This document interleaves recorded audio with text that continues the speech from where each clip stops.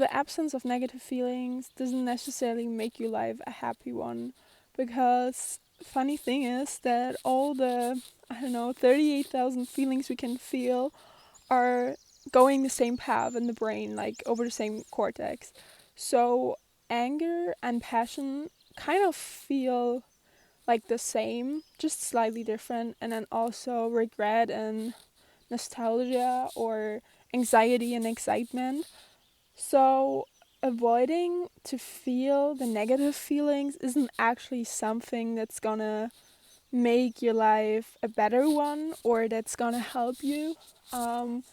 So today I really wanted to talk about feeling your feelings, because growing up I wasn't a kid that would like cry easily. Like I wasn't sensitive in a like more common way, I would say, but I am actually a sensitive person, I would say, which doesn't show. It only shows like if I really know you.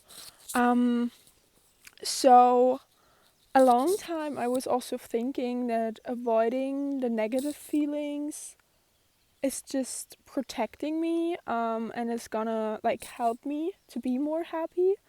But I would say if you try to avoid something, it always comes back stronger. And right now I'm in a very good mental space. I'm super balanced, but I'm also very happy, and a lot has changed in the past 6 months, because I've met a person I really feel that can understand me, and I don't have to like translate my soul, which is so unique, and I've never had that before like I have it now. I mean, everyone is unique and every connection you have to a person is unique, but I don't know, I always felt different in how I would cope with things and how I would express myself and just how I am, because being honest, like I really love to be alone and I cherish it so much, and I always felt like it is easier because you don't have to explain yourself, and um it is also great to just figure out what you are and how you feel by yourself without like the constant influence of someone. And I'm grateful that I was alone for so long, because I was ready to like meet someone that I could actually exchange my thoughts and feelings. But this also made me super intense in like feeling my feelings, which I wasn't used to, and I'm still not used to it. So I'm sometimes like, okay, maybe I should like suppress certain feelings, because I also get like angry at myself if I'm angry, if that makes sense. Because feelings are like, you can't control them, like you can to a certain extent. And how much sport you do and how you treat your body and what you eat, this like affect a lot of your well-being, also the mental well-being. But sometimes they come and go, and that's actually the good thing to know. Like a feeling will never last. It's just like a wave, coming in and out of your life. But sometimes you just don't know why you feel that way. And I feel, especially in situations where you should be and are so happy. Um, I don't know, like it's like you can't grasp it, like you don't know how to cope with that, because you just want to be grateful, but you are also kind of like not used to it. So humans are always trying to go the way that they are like used to. Like changing routines is so hard, because we want to stick to the routine at all costs, because it's just like in our prehistoric brain. Don't know if you say prehistoric, but from back in the days. So what grounds me is being in nature. That's why I am taking a walk. I try to do that like as much as I can every day, or so.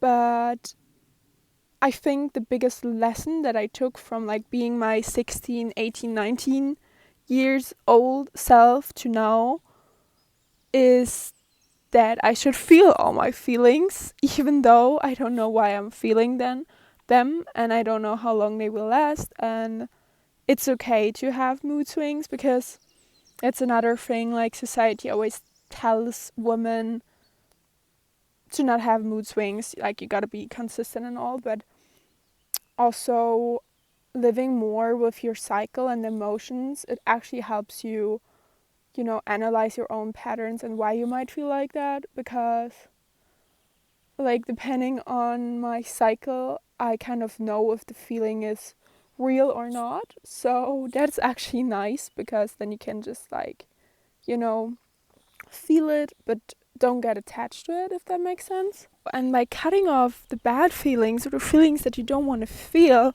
you're also cutting off the good feelings. Meaning, if you don't want to feel anxiety at all, you also won't feel excitement.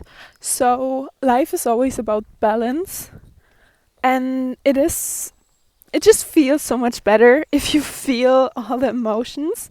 And in a metaphoric way, it feels like you're putting up a wall when you don't feel certain feelings, and you think you're gonna protect yourself because you built this wall, but you're actually not protecting yourself. So let me tell you some examples why it's not good to avoid certain feelings. For example, if you are a perfectionist and you're in school or uni, and then you get a bad grade, you might feel like you don't even want to try it again and give the illusion of trying, and you will just avoid doing your studies. Or if you broke up with someone and you don't want to feel the grief and the regret and all the things you should feel, actually, you will avoid to get in the same situation again. So it makes you shut down to the world, if that makes sense. And there's a word in medicine that describes this avoidance of feelings. So it's called emotional blunting, or reduced effect display, which makes sense. So if you haven't been sad and haven't been happy for a while, you just reduce all emotions at the same time, because again, the emotions are very close to each other, and they go over the same path in your brain.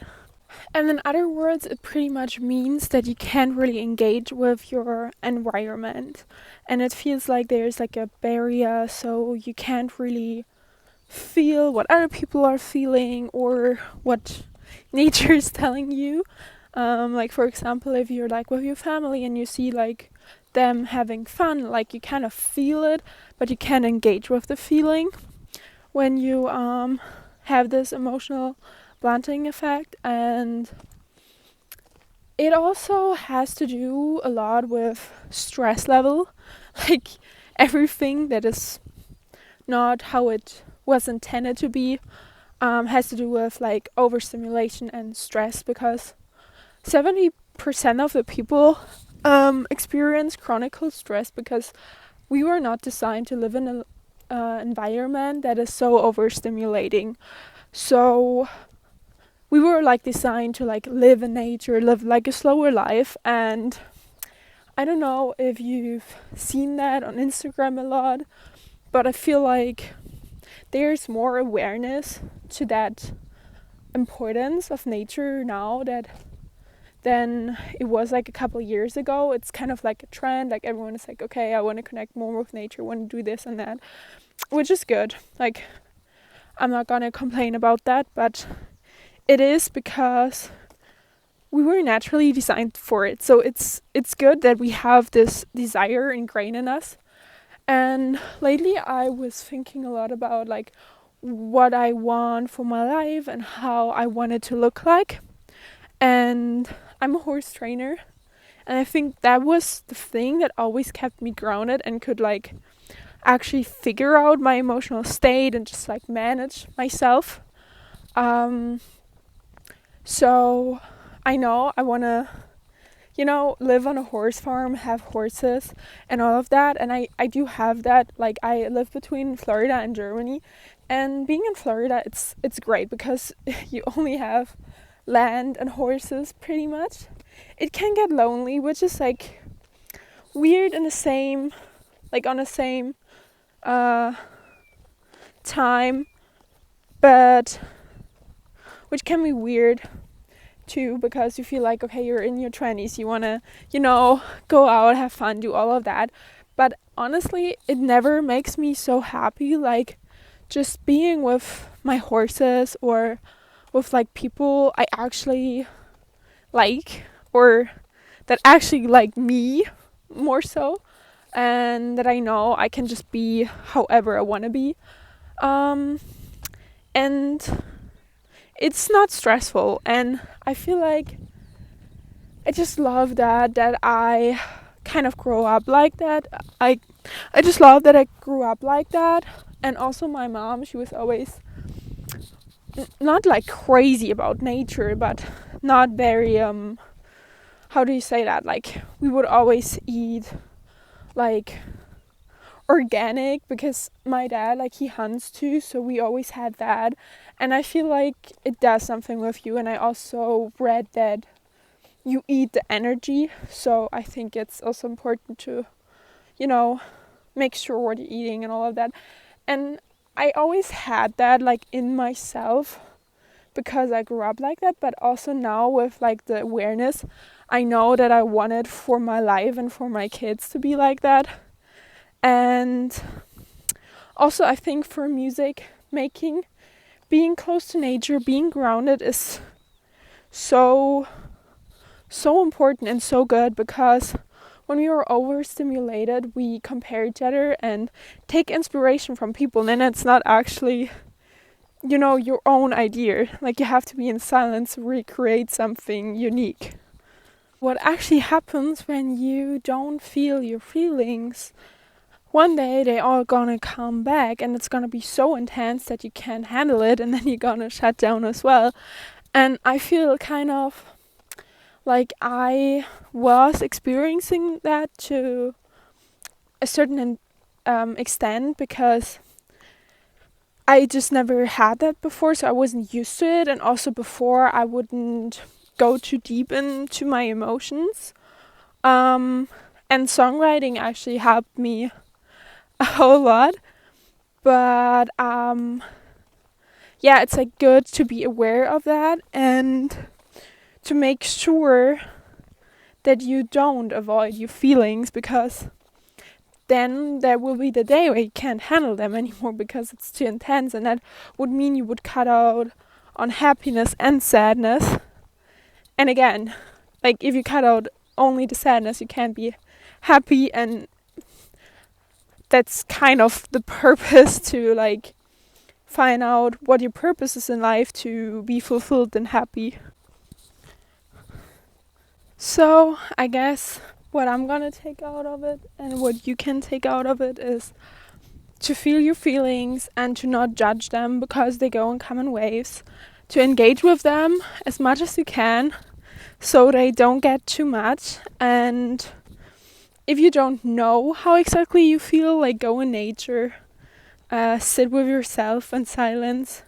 And also, of course, writing down your feelings can help, because it's like a visualization. So yeah, I hope you enjoyed the spring, and I see you in the next video.